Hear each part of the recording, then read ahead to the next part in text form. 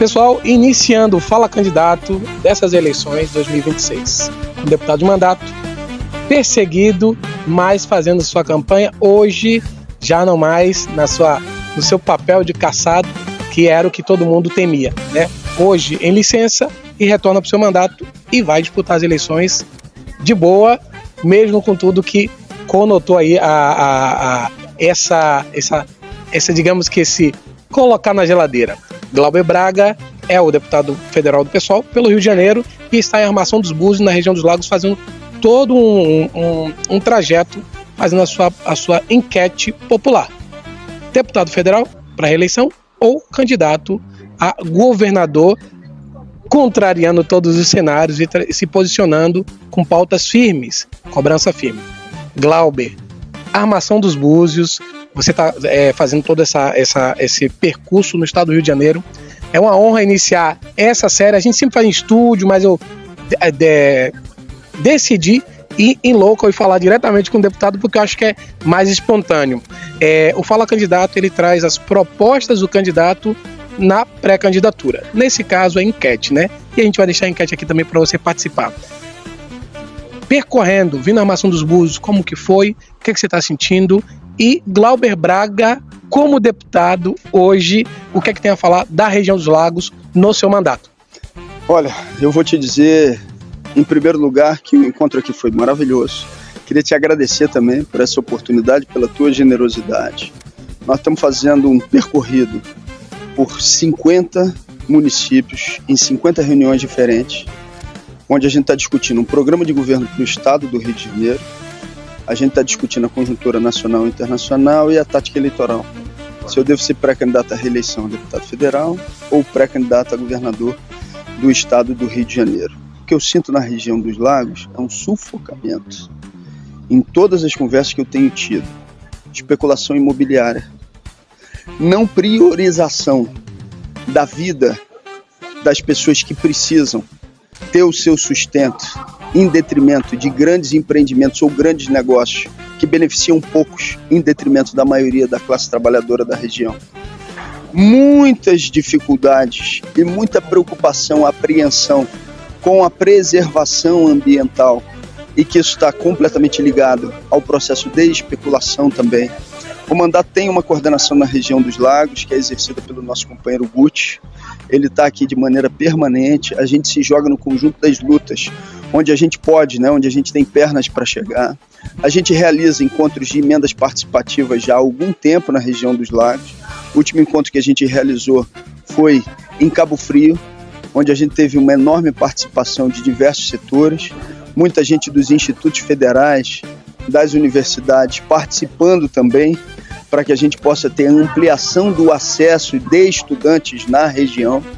E eu estou na expectativa de que a gente possa construir aqui junto com a militância, junto com os movimentos sociais, uma política diferente e diversa daquela que é simplesmente carimbadora das decisões que vêm da capital e da região metropolitana, e mais especificamente dos palácios. Então nós estamos passando nos territórios, discutindo política em conjunto e discutindo o que fazer. Esse foi um dos motivos do encontro que a gente fez aqui hoje. Excelente, excelente. Uma das coisas que a pessoa mais pergunta é: estamos praticamente em território dominado por um polo político, né? Um polo de viés. Na verdade, os números não dizem isso de Búzios, né? Búzios, você, como citou no seu discurso, né, o Brizola, Búzios foi governado por 3 mandatos pelo PDT. Ele sempre foi uma cidade de esquerda, mesmo sendo a cidade denominada ou reconhecida por ser 70% cristão. Isso foi caindo com o tempo, né?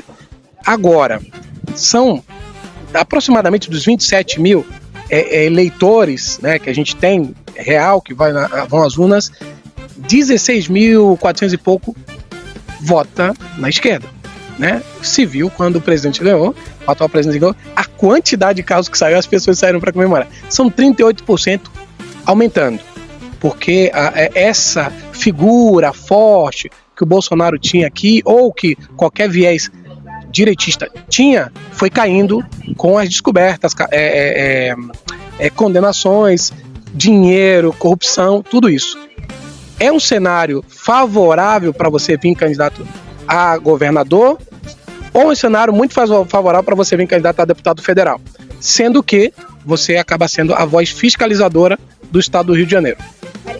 São números muito bons, porque se você tem 38% de um lado, 38% do outro, existe um núcleo ali no meio, que é o que você disputa com propostas, com campanha e assim vai. Conte-me se você tinha essa realidade. Eu acredito ser bem estratégico. Dentro de Armação dos Búzios, caiu muitíssimo essa força que o Bolsonaro tinha. Se viu na última eleição, porque foi rachado. Eu não sei se você chegou a acompanhar. O PL não teve apoio direto dele, né? Foi bastante complicado. O PR, sim, que é do atual prefeito. Porém, essa frente progressista é grande. São 38% que qualquer candidato adoraria ter esses números. Você tinha noção disso? É baseado nesses números de inconformidade que você persegue e acredita numa candidatura do governo do estado, ou deputado federal, você provavelmente vai ser um dos mais bem votados. Isso é fato. Esses números vão ser maiores. E eu estou me baseando não no meu achismo, mas na realidade de outras pesquisas. Quando você pergunta, por exemplo, a população do estado do Rio de Janeiro se ela é a favor da recomposição, da reestruturação dos 500 CIEPs que foram feitos por Brizola e Darcy Ribeiro. Eu não tenho dúvida que isso vai dar mais de 90% da população do estado do Rio. Quando você pergunta ao morador do estado do Rio se ele é a favor da reestatização da SEDAI, ele vai ter uma posição favorável à reestatização da cidade. Mesmo naquelas cidades onde a privatização já tinha acontecido num período anterior, sabe que a privatização é maléfica, porque ela aumenta o preço da tarifa e, ao mesmo tempo, não faz com que os investimentos prometidos sejam realizados. Se você traz uma proposta do fim da escala 6x1 para aquelas empresas que vão contratar com o governo do estado do Rio de Janeiro, porque nós não podemos falar em fim da escala 6x1 para o estado do Rio, porque se trata de uma lei federal, mas a gente pode dizer, só vai contratar com o governo do estado a empresa que tiver acabado com a escala 6x1. Isso daí tem uma maioria social que apoia essa proposta. Nós vamos estar tratando de temas que conseguem dialogar com o conjunto da classe trabalhadora. Do mesmo jeito que lá atrás disseram que para Brizola era impossível, e eu evidentemente não estou querendo me comparar porque eu sou um admirador profundo da trajetória de Brizola, mas eu estou avaliando que naquele momento também diziam que era impossível porque ele chega do exílio com 2% na pesquisa e a dona Sandra disparada lá na frente. E Brizola, com a sua tenacidade, com o programa político, com a demonstração de que as pessoas estavam já fartas do que estava acontecendo, ele consegue virar o jogo. Então, os números de uma última eleição presidencial, eles não necessariamente vão refletir aquilo que pode acontecer daqui a 1 ano, daqui a 2 anos, daqui a 6 meses. Cada eleição é um episódio à parte. As estruturas do outro lado, seja de uma eventual candidatura do Cláudio Castro ou da candidatura do Eduardo Paes, são estruturas poderosas, sem nenhuma dúvida, são estruturas muito poderosas. Agora, quando o povo toma a decisão e tem a vontade de fazer com que aconteça, não tem estrutura poderosa que segure a vontade do povo. Isso é uma grande verdade. Pauta principal, o Rio de Janeiro hoje ele sofre muito com a educação. Você citou Brizola, está falando de uma pauta 100% de educação. Está falando de escala 5x2, onde de fato dá mais tempo para os pais acompanharem, porque dentro da escala 6x1 é quase impossível, a pessoa ter um domingo a cada 15 dias, enfim, né? Essa pauta, ela acaba sendo muito firme, até porque a gente sabe que tem consórcio que está há 30 anos aí, e essas empresas trabalham em cima dessa exploração, né, legalizada. Que pauta inicial seria para você como governador? Hoje, Glauber Braga eleito vereador, qual seria sua pauta inicial e a tua primeira ação como governador do estado do Rio de Janeiro? Que é portal do Brasil, mas hoje a gente sofre. O Brasil é o novo ouro. Eu tenho muitos amigos fora do Brasil e todo mundo quer vir para o Brasil. Mas vê algumas coisas, e o último episódio da chacina que houve no Rio de Janeiro assustou muita gente, inclusive alguns investidores já muito propícios a vir para a área do Rio de Janeiro, a área turística. Qual seria a sua ação para melhorar essa imagem e o Rio de Janeiro voltar a ser a cidade e o estado maravilhoso? Se eu for pré-candidato a governador, nós vamos recuperar o legado de Brizola com a reconstrução dos 500 CIEPs e com uma proposta que para alguns pode parecer utópica, mas não é. Ela tem um simbolismo forte para demonstrar essa prioridade para a educação pública. O governador do estado do Rio de Janeiro não pode ganhar mais do que a média do professor do estado. Isso custa aproximadamente 3 bilhões, faz com que o rendimento do professor dobre e que tenha que diminuir o salário do governador. Eu mandaria para a Assembleia Legislativa uma proposta que dissesse, com todas as letras, não pode ter salário de professor que seja menor do que do governador do estado do Rio de Janeiro em sua média. Essa seria uma primeira proposta já ser encaminhada imediatamente para a Assembleia Legislativa. Ah, não tem dinheiro para fazer isso? Tem. Como eu disse, aproximadamente 3 bilhões de reais. Ah, isso vai sair de onde? Da reavaliação das isenções, parte delas, inclusive, que não tem nem a garantia de emprego, e da reavaliação da dívida do Estado do Rio de Janeiro com a União, que no ano passado foi de aproximadamente 5 bilhões de dívida paga. Glauber Braga sendo Glauber Braga.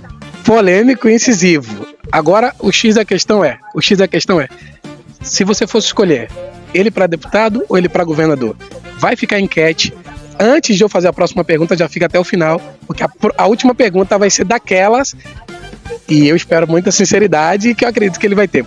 Uma outra coisa que a gente percebe, você tem um colega de partido, que é o pastor Henrique, se eu não me engano, e a gente tem visto o estado do Rio de Janeiro que ainda não tem um calendário voltado para as religiões de matriz africana. Essa semana é a semana de manifestações de matriz africana. Inclusive ontem foi o dia de Iemanjá, onde e nós tivemos a honra de cobrir. Eu sou baiano, então lá já é feriado estadual. Você se atentaria para isso, porque o que acontece? Nota-se sempre que existe um favorecimento para uma determinada religião. E essa intolerância, para qualquer religião, tem sido muito danina para a sociedade. Tem sido muito... E joga muito a favor da polarização e dessa coisa de que cristão não pode ser de esquerda e que, sei lá, de direita não pode, enfim, ser de matriz africana. Você entende que isso complica o nosso Estado e, na verdade, a consciência de classe e religião de cada um? E você acha que isso seria um problema? Você entenderia isso como algo a ser visto e ser sancionado ou algo assim, porque essas pessoas acabam não tendo voz? Isso implica diretamente no voto do candidato. Nós temos que garantir o Estado como laico. O Estado como laico é garantidor dos direitos de todas as pessoas, das mais diferentes religiões, inclusive daquelas que não têm religiões. E hoje você tem um processo de perseguição evidente às religiões de matriz africana. Isso é um fato. Não dá para tapar o sol com a peneira, isso acontece no estado do Rio de Janeiro. Nesse sentido, o governo estadual tem que ter todas as medidas, todas as ações que garantam o direito das pessoas de se manifestarem livremente, de exercerem o seu direito a professar a sua fé, a poder estar nos mais diferentes espaços se manifestando. Então pode ter certeza, da minha parte não vai ter um pré-candidato a governo do estado que vá para as redes sociais garantir o espaço para uma única religião e chamar as outras pessoas que se manifestam dizendo que isso não é igualdade no tratamento ao conjunto das religiões, não vai chamar as outras pessoas de essa gente, como fez o senhor Eduardo Paz no Rio de Janeiro, quando confrontado pela prioridade que estava dando a uma religião e pela forma discriminatória e preconceituosa que tratou outras religiões. Então, eu vou me reunir com o conjunto dos moradores do estado do Rio de Janeiro, se amanhã for pré-candidato e se for candidato, e a garantia estatal vai ser do Estado laico e não de benefício de uma religião sobre a outra, garantindo os direitos de quem está sendo, evidentemente, perseguido e atacado. No Rio de Janeiro a gente tem dados muito alarmantes, que é bem delicado. Porém, ninguém quer abrir mão da maior manifestação de religião de matriz africana, que é o Réveillon. Isso dá dinheiro, então tá bom. Agora, a pergunta final, que eu acho que a mais importante é aquela que eu falei que ia fazer no finalzinho. Você foi perseguido, sua esposa também, integridade física, ameaças. Por que continuar na política? Você sabe que eu lembro sempre muito de Marighella, né? Marighella sofreu todo tipo de perseguição e pagou a sua militância política com a sua própria vida. E quando confrontado, quando questionado se ele não tinha medo, a resposta que ele deu foi: eu não tive tempo para ter medo. A gente tem uma atividade política muito intensa e tem uma disciplina e um sentido de tarefa muito forte. Então a gente não conseguiria agir diferente. Seria mais confortável em determinados momentos se resguardar, não estar participando de determinadas atividades. Eu não quero aqui defender a noção de que um militante tem que colocar a capa de herói. Mas existe um sentimento de que tarefas têm que ser cumpridas e que essas tarefas elas precisam ser cumpridas enfrentando o risco e tendo ousadia. Infelizmente, no estado do Rio de Janeiro, a gente coloca o cotovelo às vezes e não sabe aonde que está colocando.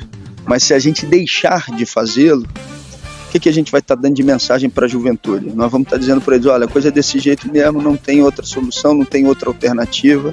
Amanhã, quando forem me buscar dentro de casa, eu não vou ter mais a quem pedir socorro. E eu não vou fazer isso. Vamos dar cumprimento às nossas tarefas, vamos enfrentar a luta política como a gente está fazendo. Não temos tempo, ou pelo menos não temos a opção de ter medo. Excelente. Fala, candidato com deputado federal, pelo pessoal. Por enquanto, pré-candidatura, né? Pra gente já não dizerem que eu estou desrespeitando a justiça eleitoral. Estou cumprindo o que a justiça eleitoral está pedindo, não estou pedindo voto, estou falando de ideias e propostas que a legislação hoje permite. Então tá bom. Então o erro seria do condutor, não do pré-candidato. A gente agradece muito pelo seu tempo. Eu acho que a sociedade precisa ter uma discussão de ambos os lados e ter uma análise. Eu sempre falo que o eleitor, o cidadão, ele tem que ser moderado. Ele tem que analisar. Ele precisa se posicionar? Sim. Mas se ele não se der, ou não se permitir analisar, eu acho que hoje as pessoas falam assim: esse cara é de esquerda, eu não quero nem escutar ele.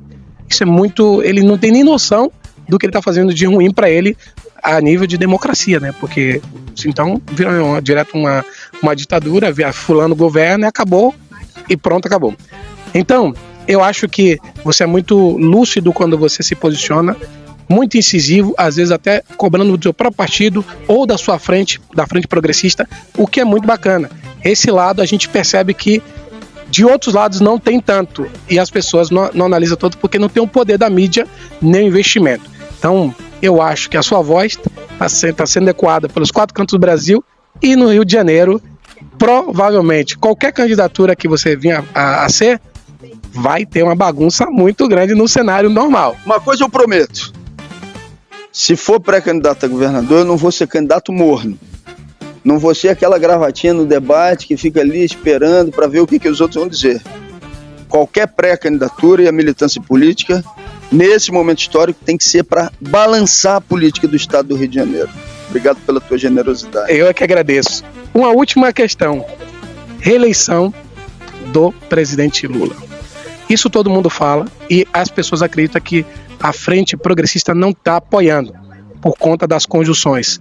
Hoje, como você vê a reeleição e de fato você vê alguém que pode competir com o atual presidente, ou ele está à frente por conta do que vem fazendo e do governo que vem fazendo? Acho que vai ser uma eleição muito dura, repetindo a dureza da eleição de 2022. Aquele cenário de 30%, ou seja, 30% de quem tem algum tipo de afinidade ou tendência à direita ou extrema-direita, 30% à esquerda e 30% a 40% no meio do caminho, que podem pender para as duas posições, né? Você sabe que dentro do próprio PSOL e dentro do campo da esquerda, eu sempre tive junto nos momentos decisivos, mas nunca me abstive também de ser uma voz crítica e inclusive me posicionar publicamente, por exemplo, contra o arcabouço fiscal, como sempre fiz. Lula é hoje o candidato que tem condições eleitorais de vencer o candidato da extrema-direita, que é o senhor Flávio Bolsonaro. E nós temos que dar prioridade absoluta à derrota do Flávio Bolsonaro. Agora nós temos que avaliar, nós temos que conduzir essa campanha também com muito respeito a outras forças políticas da esquerda radical, como por exemplo a UP, o PCB, o PSTU, que vão ter as suas respectivas pré-candidaturas para fazer o debate político, para mobilizar a base, para poder dialogar com a juventude, né? Mas nós vamos enfrentar uma eleição muito dura. Eu acho que se repete aquilo que a gente vivenciou há 3 anos, quase 4 anos atrás, onde você tem ali uma eleição disputada no fio do cabelo, e nós temos que botar todas as nossas energias, da unha do pé ao fio do cabelo da cabeça para que a extrema-direita não volte à presidência da República. Perfeito, muitíssimo obrigado, Glauber. Glauber, para as pessoas seguirem teu mandato, como que a pessoa, tua trajetória, como que a pessoa segue e te acompanha? Nas redes sociais é uma possibilidade, a gente tem também as nossas redes, o WhatsApp. No Instagram é Glauber Braga _oficial e lá consegue também encontrar o conjunto das outras redes. Perfeito, muitíssimo obrigado. Esse foi o Fala Candidato com Glauber Braga. Obrigadão.